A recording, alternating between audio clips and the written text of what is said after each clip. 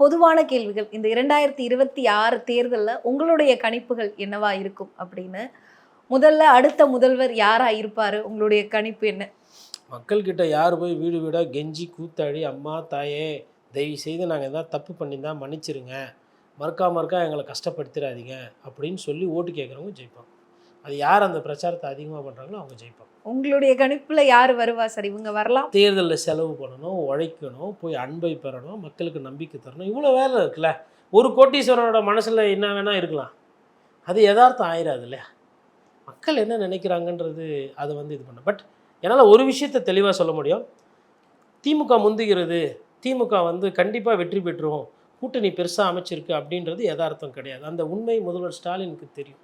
அதனால தான் ஒரு 1/2% கட்சி 1% கட்சினாலும் அவர் கூட்டணி சேர்த்து கொண்டே இருக்கிறார்.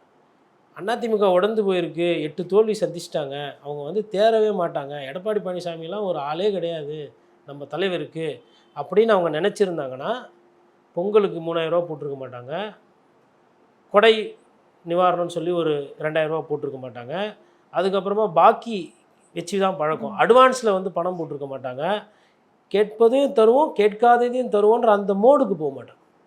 அப்போ அவங்களுக்கு உண்மையிலே இந்த பதட்டம் இருக்குது.